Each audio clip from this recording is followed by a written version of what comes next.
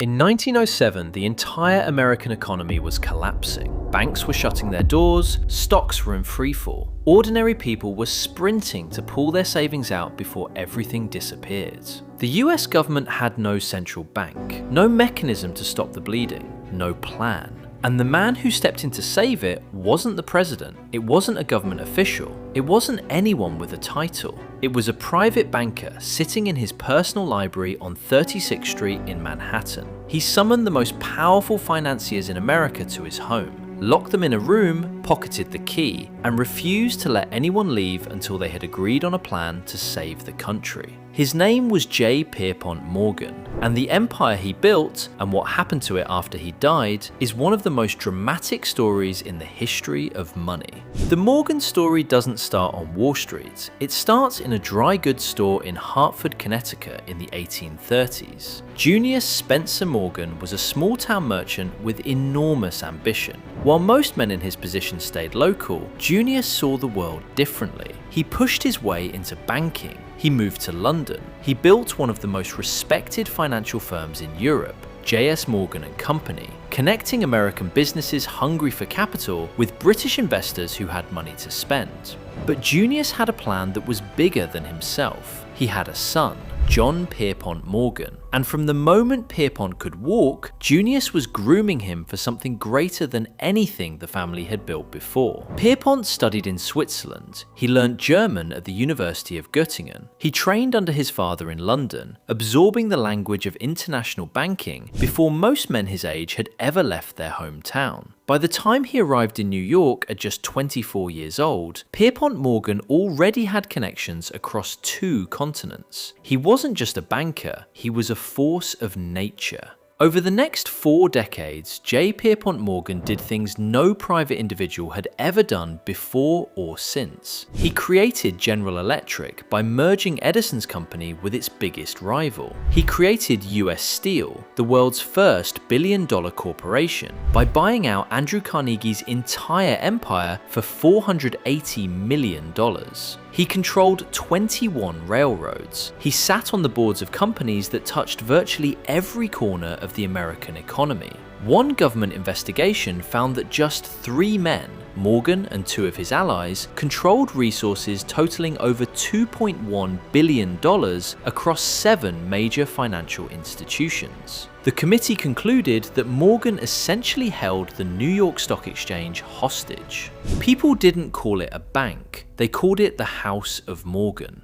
And then, in 1907, the whole thing nearly came undone. A failed attempt to corner the copper market triggered a panic that rippled through every bank in New York. Depositors lined up in the streets. Institutions that had stood for decades started crumbling overnight. The US Treasury was running out of money. J. Pierpont Morgan was attending a church convention in Virginia when the news reached him. He boarded his private rail car, attached it to a locomotive, and hurtled through the night back to New York. He arrived on a Sunday. By Monday morning, his library on 36th Street had become the unofficial headquarters of American finance. Bank presidents streamed in and out all day. Morgan studied their books, decided who could be saved and who couldn't, and started moving money between institutions like pieces on a chessboard. At one point, with a deal to save the final collapsing institutions still unsigned, Morgan literally locked the room. He put the key in his pocket. He told the assembled bankers they were not leaving until the papers were signed. At 4:45 in the morning, they signed. The panic ended, the economy survived, and one lesson was burned into the minds of every politician in Washington.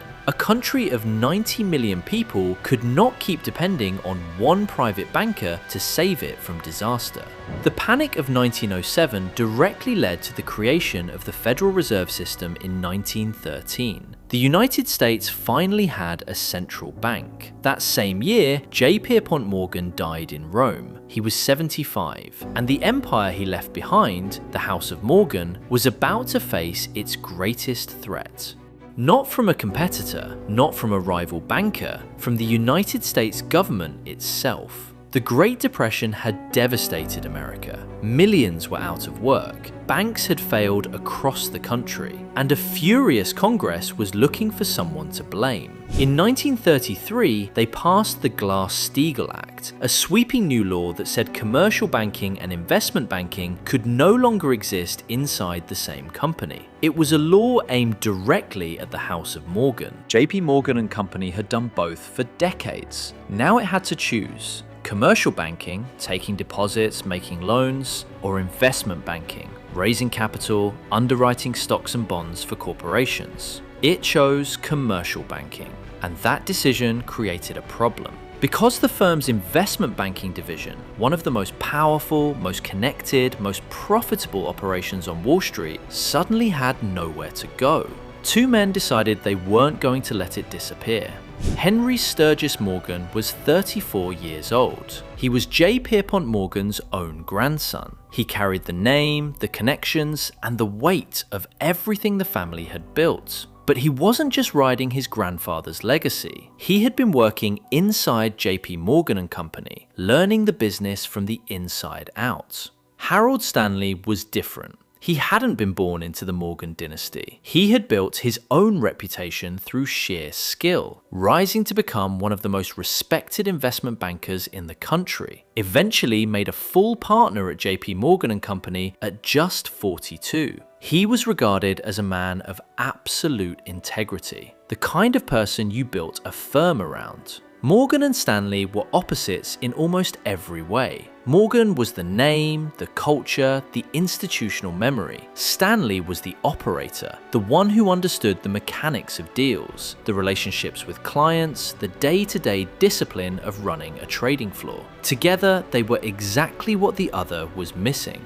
On September 16, 1935, the two men walked out of JP Morgan and Company and opened a new firm 2 doors down the street at 2 Wall Street. They called it Morgan Stanley. They started with $6.6 million in capital and a client list that read like the Fortune 500 before the Fortune 500 existed, because those were the same companies JP Morgan had helped build for the previous 60 years. The relationships came with them.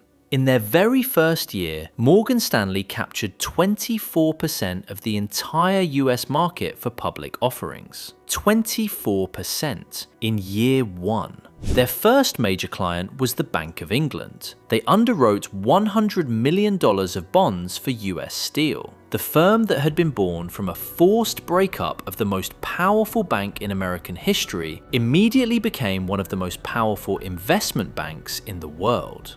Today, Morgan Stanley manages over $5 trillion in client assets. It operates in 42 countries. It has over 80,000 employees. It is consistently ranked among the most influential financial institutions on Earth. But here's what makes this story different from every other Wall Street story. Morgan Stanley wasn't built by an outsider fighting for a seat at the table. It wasn't a startup that disrupted the establishment. It was created by the establishment itself, born directly out of the oldest, most powerful banking dynasty in American history, forced into existence by a law designed to cut that dynasty down. The government tried to destroy the House of Morgan. Instead, it split it into 2 giants, and both of them are still standing.